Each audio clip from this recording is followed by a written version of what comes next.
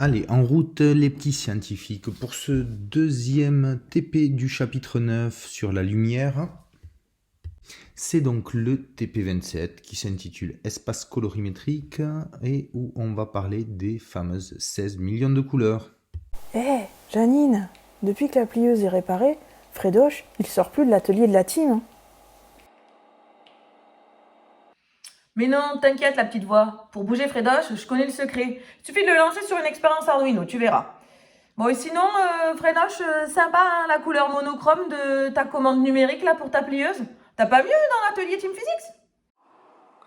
Mais bien sûr, Janine, il existe bien entendu des machines avec une commande numérique avec un affichage couleur, comme sur notre découpe numérique.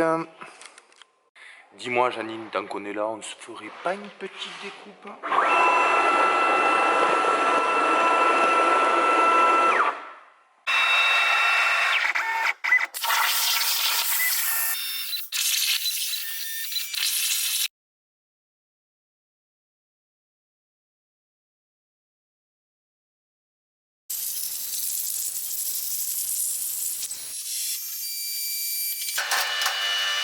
Et voilà!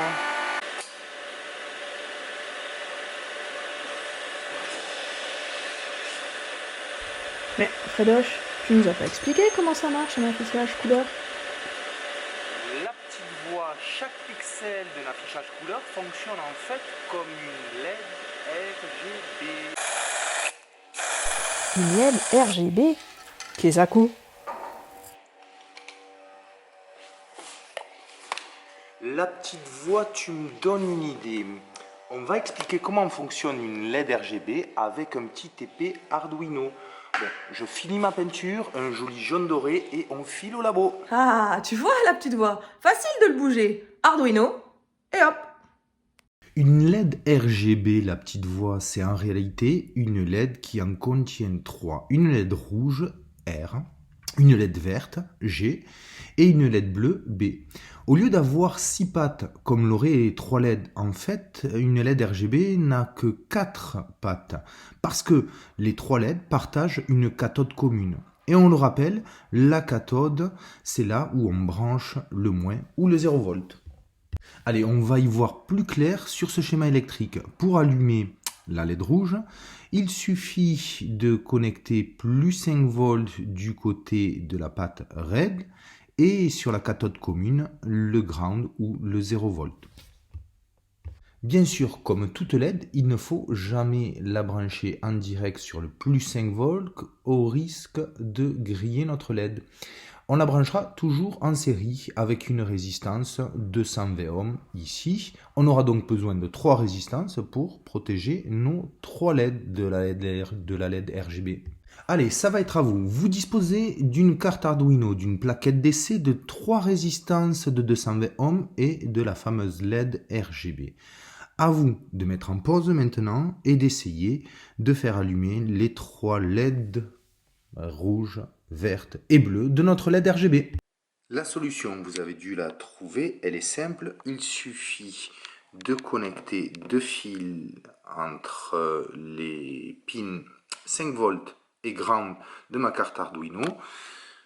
Le ground est connecté à la cathode commune, ici, c'est le fil noir. Et ensuite, il me suffira de balader mon 5 volts sur la LED rouge, la LED verte et la LED bleue.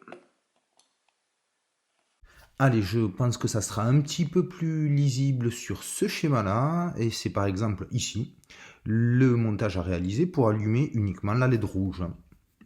Mais Fredoche, on pourrait pas piloter tout ça grâce à notre microcontrôleur à Arduino par hasard?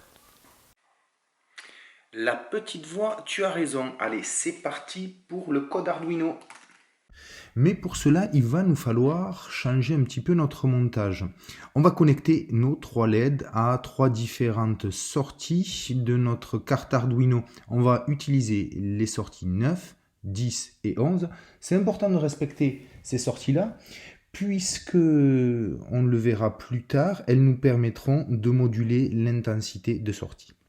Et ça, on le verra en toute fin de TP. Pour l'instant, contentons-nous de relier le pin 9 à la LED rouge, la LED verte au pin 10 et la LED bleue au pin 11. Allez, c'est maintenant à vous d'ouvrir le fichier numéro 1 du TP27 dans votre IDE Arduino et on va jeter un petit coup d'œil au code. Tout d'abord, on définit des variables qui correspondent ici aux broches 9, 10, 11 qui font correspondre les noms de variables aux couleurs des LED que l'on veut allumer. On peut définir aussi un temps de pause et dans le setup, on va aussi déclarer le moniteur série. Il faut penser maintenant déclarer nos broches 9, 10 et 11 comme étant des sorties. Dans la boucle, maintenant, j'ai écrit juste une partie du code. Ça sera à vous de compléter et de tester. On va commencer par écrire sur le moniteur série qu'on allume la LED rouge. Et pour allumer uniquement la LED rouge, il faut faire un digital write sur la broche 9 qui correspond à la variable red et la mettre à l'état haut. Les deux autres broches, 10 et 11, qui correspondent aux deux autres LED, seront à l'état bas. Je vous laisse continuer un petit peu le code. L'idée ici, lorsque vous aurez fait tout ça, eh bien, c'est d'allumer la LED rouge, puis la LED verte, puis la LED bleue, et puis de faire des combinaisons rouge plus vert, vert plus bleu, bleu plus rouge, et d'allumer les 3 LED. C'est à vous. Le montage, il est ici. Pour y voir un peu plus clair, on va mettre une feuille de papier Bristol pour diffuser la lumière. Repartons au début du code. Voici les 3 LED, la rouge, la verte et la bleue. Et si je mélange du vert et du rouge, j'obtiens du jaune, du bleu et du vert, on obtient du cyan, et du rouge et du bleu, on obtient du magenta. Si on mélange les 3 couleurs, on obtient en fait de la lumière blanche.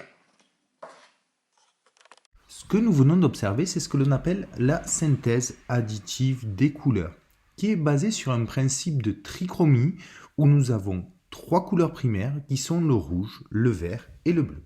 Lorsqu'on les mélange, on donne naissance à de nouvelles couleurs, comme ici du rouge et du vert nous donne du jaune. Du vert et du bleu nous donne du cyan. Du bleu et du rouge donne du magenta. Et enfin, lorsqu'on mélange du rouge, du vert et du bleu, on obtient une lumière blanche. Bon, mon Frédoche, je suis de retour chez Germaine avec son histoire d'imprimante et de photocopieuse, là. Parce que quand je regarde ici, je vois pas du tout toutes les couleurs. On va faire des tests d'impression quand même, hein. Et c'est bien normal, Janine, puisque lorsque l'on mélange des lumières colorées, on fait ce qu'on appelle la synthèse additive des couleurs. Les lumières colorées vont s'additionner entre elles. Alors que lorsqu'on mélange des pigments, des encres, des peintures ou encore des filtres colorés, eh bien là, les couleurs vont se soustraire entre elles. On fait ce qu'on appelle la synthèse soustractive des couleurs. Allez Janine, je te propose cette petite expérience. Sur ton imprimante, tu as 3 cartouches de couleurs, une cyan, une magenta et une jaune. Je te propose d'imprimer sur la même page ces 3 ronds colorés différents. Un cyan, un magenta et un jaune. Le voilà. Pour vous démontrer qu'il n'y a pas de tricherie, je vais mettre une marque sur la feuille.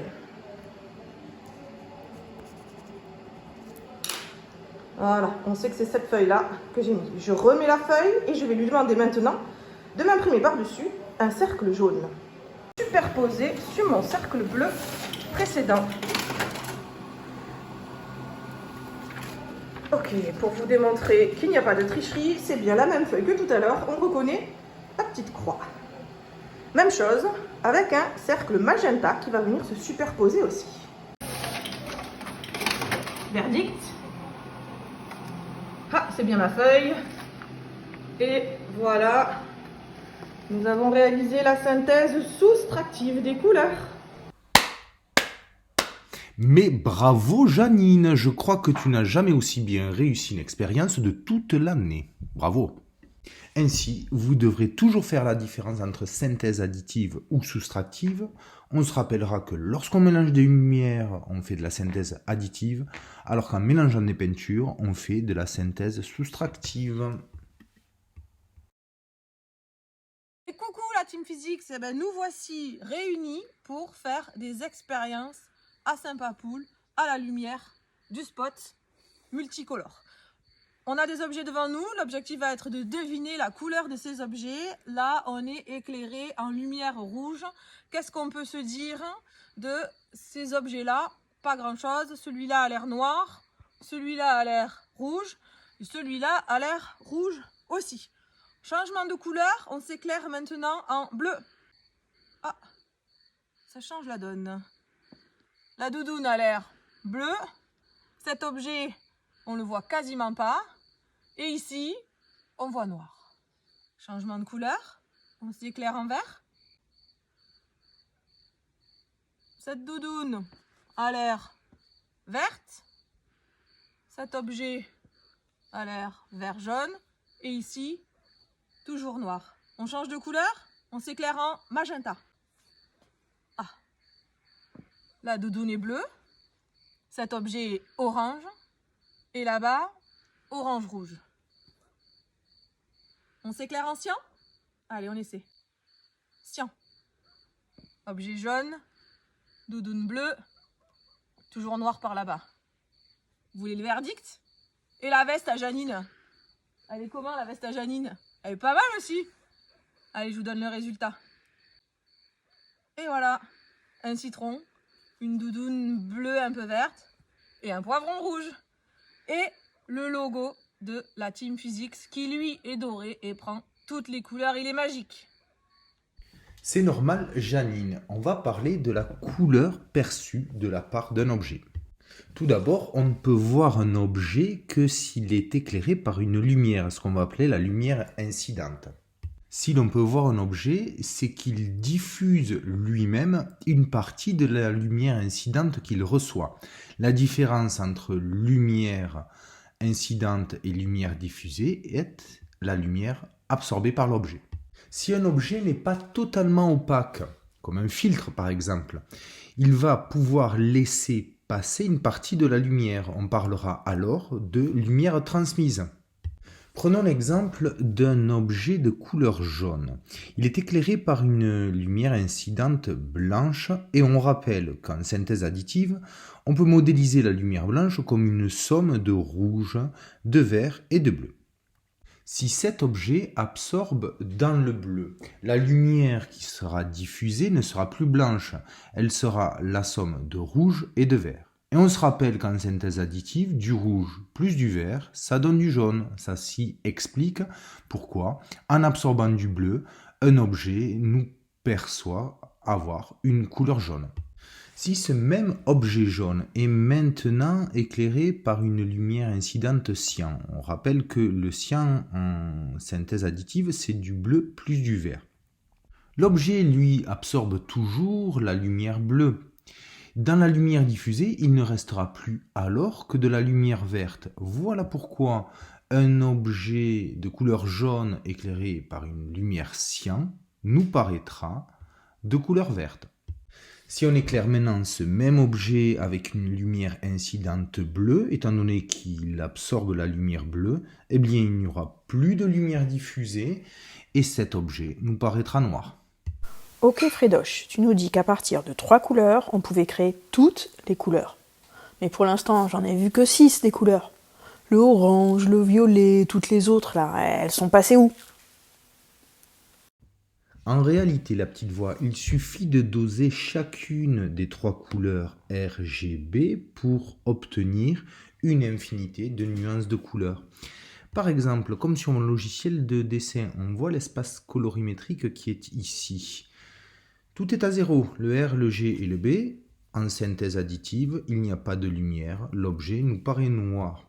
Je mets le bleu à fond. Ici, on voit que le bleu à fond correspond à une valeur de 255. Si je rajoute un petit peu de vert ou un petit peu de rouge, eh bien je vais pouvoir obtenir comme ça une infinité de nuances de couleurs. Voilà, peut-être ici pour ton orange, la petite voix.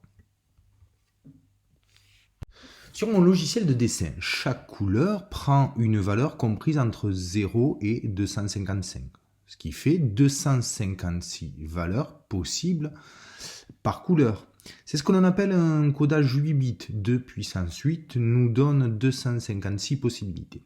Le nombre total de couleurs que l'on peut obtenir, c'est le nombre de rouge fois le nombre de vert, soit le nombre de bleu, soit 256 fois 256 fois 256, ce qui nous donne environ 16 millions de couleurs. C'est pas tout à fait une infinité, mais sachant que l'œil humain peut en détecter environ 500 000, eh bien, on peut considérer qu'on a un espace colorimétrique complet. Et si on lançait un petit challenge Arduino pour gagner le trophée Team Physics? Il faudrait arriver à produire 16 millions de couleurs avec notre LED RGB. Vous vous lancez? Excellente idée, la petite voix. Mais pour cela, on a besoin de quelques connaissances supplémentaires. Tout d'abord, pour faire varier, par exemple, l'intensité de la LED rouge, on va avoir besoin d'un potentiomètre qu'on va relier à une entrée analogique de la carte Arduino, ici l'entrée A0. Et puis on va avoir besoin du fichier numéro 2 Arduino du TP27. Dans ce fichier, on va apprendre de nouvelles fonctions comme la fonction AnalogRead, la fonction map et puis la fonction AnalogWrite qui permet d'utiliser la sortie numéro 9 ici comme une sortie analogique afin de pouvoir moduler l'intensité sur la LED rouge. Ainsi, dans ce montage avec ce code, le potentiomètre va nous permettre de faire varier l'intensité sur la LED rouge. Il ne vous reste plus qu'à imaginer la suite pour, à partir d'une LED RGB, obtenir un espace colorimétrique de 16 millions de couleurs. Bon courage à tous! Salut la team! Alors, présentation du totem et surtout, comment peut-on gagner ce totem? C'est tout simple.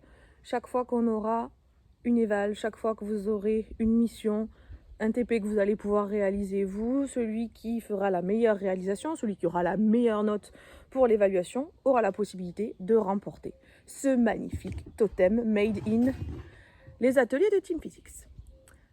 Une fois que vous aurez remporté votre totem d'immunité, vous le remettrez en jeu obligatoirement lors de la prochaine mission et vous essaierez de remporter à nouveau ce totem. C'est parti, on compte les points.